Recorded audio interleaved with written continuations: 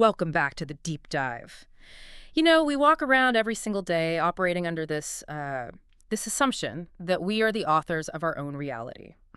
We wake up, we think, I chose to buy this coffee, or I believe this news story because I thought about it rationally. It's a very comforting thought, this idea of passive observation, that the world is just, there, and we're just looking at it. Exactly.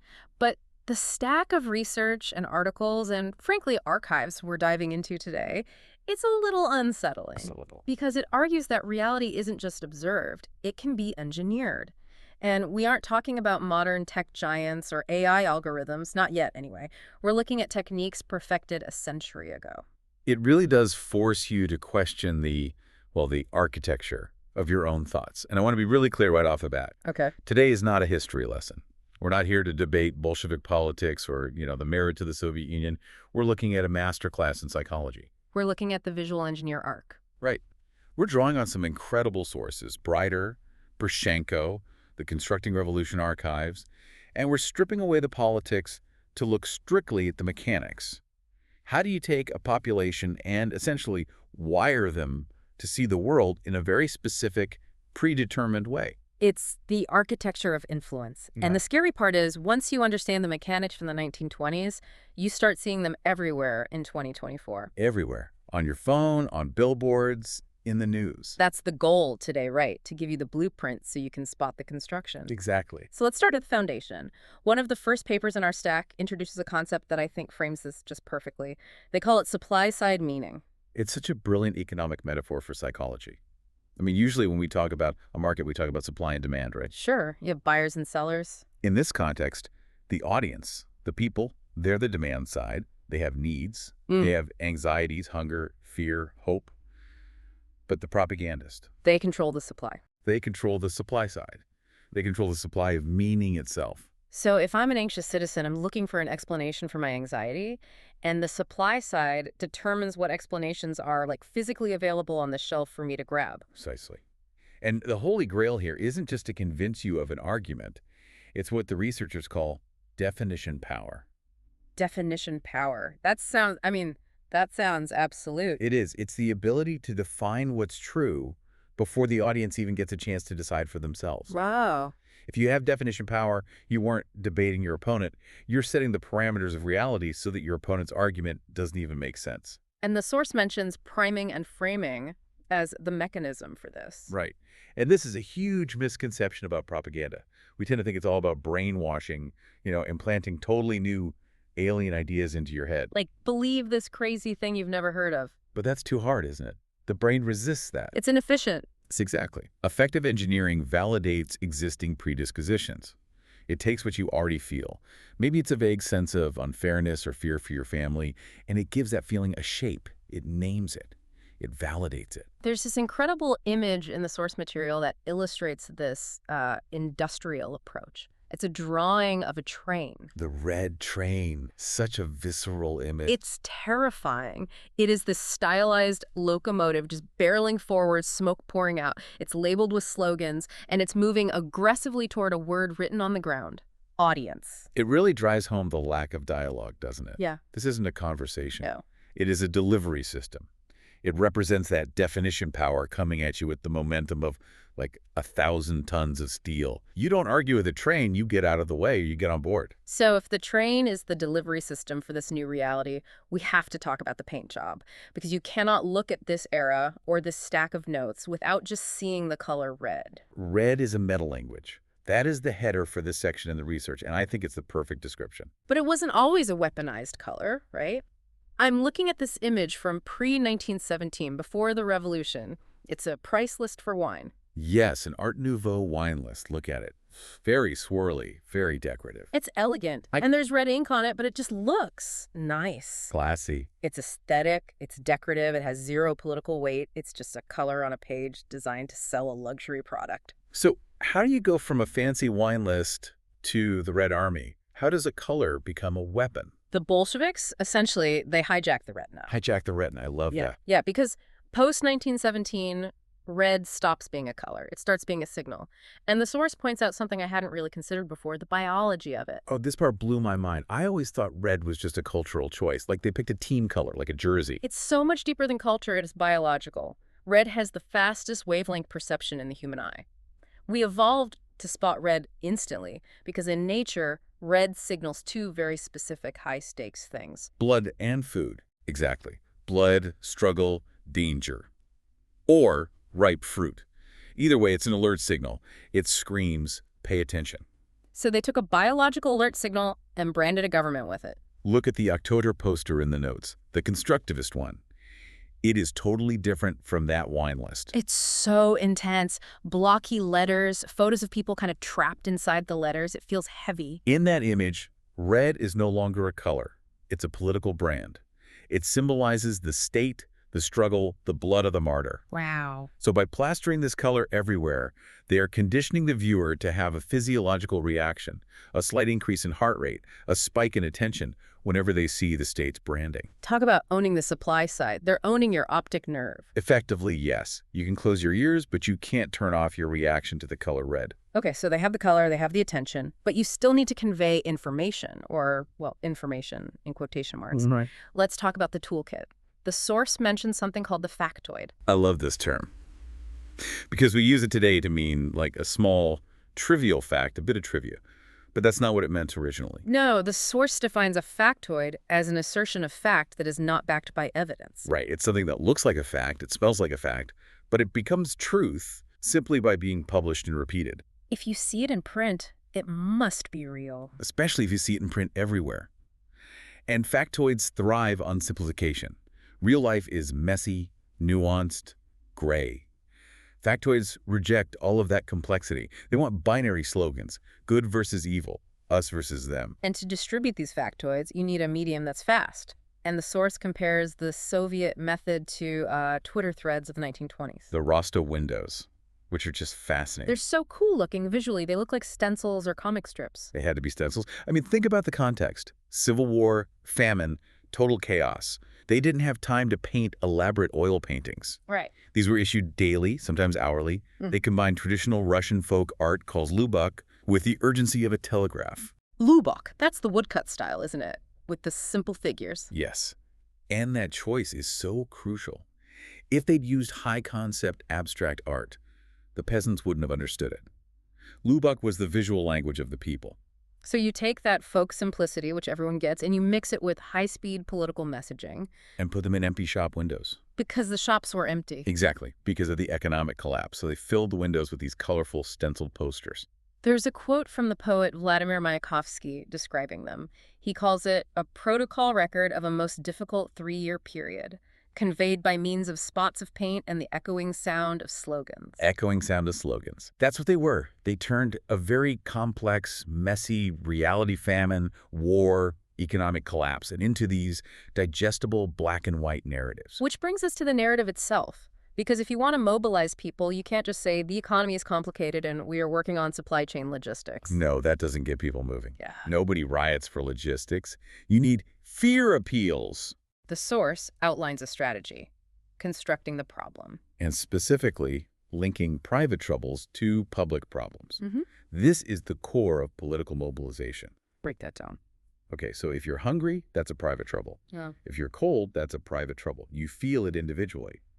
The propagandist has to bridge that gap. They have to say, you aren't hungry because of a drought or bad luck. You're hungry because of imperialism. But imperialism is an abstract concept. You can't punch imperialism in the face. Exactly. It's too heady, which is why you need a monster. The visual here is, well, it's literally a monster. I'm looking at this poster and it shows a massive green dragon, or maybe a snake wrapped around a factory building. This is metaphor as reality. The source explains that by visualizing abstract economic concepts as literal monsters, you bypass logical analysis. You trigger the fight or flight response. I see the factory, which represents my job, my food, and I see a green dragon strangling it. Right. You don't need to understand economics to understand a snake strangling your livelihood. The logic becomes so simple. The means of production are being strangled. Kill the monster, save the factory. You don't ask about crop yields. You just want to kill the dragon. And if the dragon represents the problem, Then who represents the dragon? Because a snake is just an animal. We need a villain, a human one. We need a devil. And this leads us to one of my favorite concepts in this entire stack, the Granfalloon. I love that word, Granfalloon. It sounds ridiculous. The Kurt Vonnegut term originally, right? It is from Cat's Cradle, and it refers to a proud and meaningless association of human beings, basically an artificial group. Like a clique or something. Or a nation, or a political party. Yeah. The argument here is that the proletariat, or the people, is a Granfalloon. It is an artificial construct. And to give this artificial group cohesion, to make them feel like a real family, you have to give them a shared enemy. You create a devil for the group to hate together. Exactly. The example in the source is General Wrangel. He was a white army leader opposing the Bolsheviks. But look at the image. The diabolization, as they call it. He doesn't look human. He is huge. He's standing on top of a tiny city. He's stepping on houses. He's not depicted as a man. He is a condensation symbol of the old world. Cruel, aristocratic, massive. This is just pure dehumanization. But why make him so big? Why not just make him look mean? It's about resolving cognitive dissonance. Cognitive dissonance. Most people are not naturally violent. Yeah. We don't like hurting other people. And that creates this tension dissonance if the state is asking us to go to war. Okay. So the source notes that dehumanization resolves the guilt of violence. The narrative becomes, we are not hurting a man, we are destroying a monster. If he's a giant stepping on your house, you are morally obligated to destroy him. It flips the script. Violence becomes a virtue. It becomes self-defense against a beast. So you have the monster, now you need the hero. Constructing the hero. And interestingly, the source argues that identity is formed via exclusion. Explain that. Well, identity is usually defined by who you are not. So you look at the poster, it shows a group of soldiers and workers standing in a line. That's the in-group. And if you're not in that line, Then you're in the out-group. You're with the parasites. You're with the dragon. It's a forced choice. There's no middle ground. and the designers used a very specific visual technique to enforce this. It's called the gaze. Oh, the soldier pointing. I've seen this in American posters too, like Uncle Sam. It's a universal technique. Oh. The soldier in the poster is locking eyes with the viewer. He's pointing right at you. It breaks the fourth wall. It feels aggressive. It's supposed to. Yeah. It forces a personal confrontation. You cannot remain neutral when the image is staring you down. Yeah. It's demanding accountability. It's asking, are you with us or are you with the dragon? It removes the safety of being a passive observer. Intense pressure. Now, we've talked about the images, but we haven't talked much about the words on these posters. The next section in the notes is called Synergetics. This is where the design nerd in me gets really excited. The concept here is creolization, or what the source calls text as texture. Text as texture. What does that mean? Well, usually we think of text as a caption. Here's a picture, and here are words explaining it. But visuals alone are open to interpretation. If I show you a picture of fist, what does it mean? A punch, a celebration, a threat. Could be anything. Exactly. You don't know. The text has to anchor the meaning. It ensures the correct decoding. But in Soviet design, the text wasn't just a caption at the bottom. It became part of the physical structure of the image. I'm looking at this rot front poster, red front. The text is holding up the image. Is the architecture. The red typography is thick, heavy blocks. It physically supports the drawing of the raised fist. The verbal slogan and the visual shape, they fuse together. You can't separate them. The source calls this an effect greater than the sum of its parts. That's the synergy. It hits you as one unified, blunt object. You don't read the text and then look at the image. You absorb the whole thing instantly. So this high-energy, aggressive style, this was the 1920s, the constructivist era. But looking at the timeline in our source, things change. They do. We have a section called From Agitation to Stagnation. Yes. The visual language evolves, or devolves, depending on how you look at it. On the left, we have the 1920s. We just talked about this. The pathos of struggle. Abstract, geometric, violent, urgent. Red meant the blood of the martyr. It was about revolution, Yeah. tearing down the old world. But then look at the 1940s, socialist realism. The state protocol. Look at the difference. It looks nicer, like a painting you'd see in a museum. It's photorealistic, but look closer at the faces. It's static. Everyone is smiling. It's this artificial happiness. It feels like a Hallmark card or a stock photo. That's a good comparison. In the 40s, the revolution was over. The bureaucracy had taken over. Right. So red shifts from being blood to becoming a ceremonial carpet. It's just background decoration for the state. That's such a telling shift from let's change the world to everything is fine, keep smiling. It represents a shift from a fighting revolution to a stagnating bureaucracy. The energy is gone. The visuals are just trying to maintain the status quo. It's almost sad. The fiery dragon slayers become smiling office workers. That's the life cycle of most revolutions, visually documented. Now we're coming to the end of the source material, and this is where it gets really relevant for us today. The section is titled Modern Echoes. This is the critical takeaway. The Soviet regime fell. The wall came down. But the technique survived. The source calls it the bedrock of modern dark marketing. So let's look at the 3 echoes identified here. The first one is simplification. Ah, the meme. The modern internet meme is the direct descendant of the Rasta window. Think about it.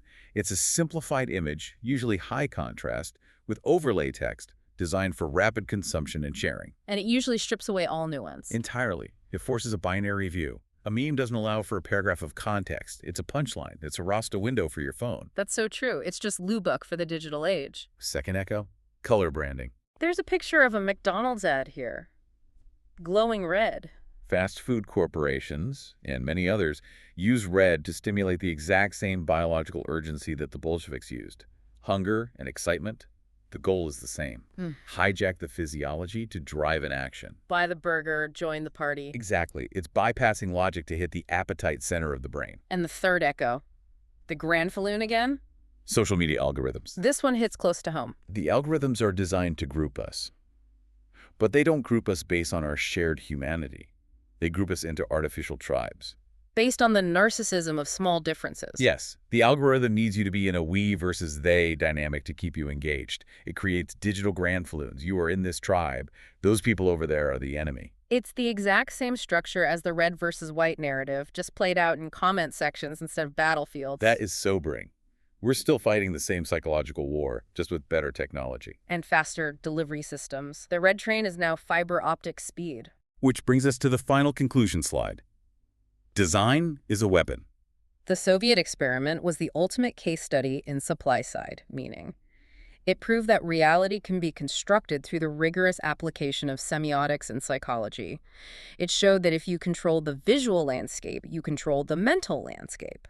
So the final takeaway for you, listening at home. Recognize definition power. Whether it's a constructivist poster from 1920 or a notification popping up on your screen right now, the goal remains the same. To make you believe the message is what you already thought. Precisely. To make you think it was your idea. To make you think that your anger or your hunger or your fear is purely your own and not something that was engineered for you. That is a powerful place to land. It makes you want to look at your phone a little differently. And it made me question why you feel the way you feel when you see certain colors or slogans. Is that you feeling that? Or is it the design working on you? Definitely. A huge thank you to the sources, Brighter, Prishenko, and the Constructing Revolution archives for this incredible material. It's dense, but man, is it revealing. Fascinating stuff. And here's a final provocation for you to mull over as you go about your day. If design is a weapon, and we are being bombarded by it every second of every day, how often are we being targeted without even realizing the war is happening? Super thought. Thanks for diving deep with us. We'll see you on the next one.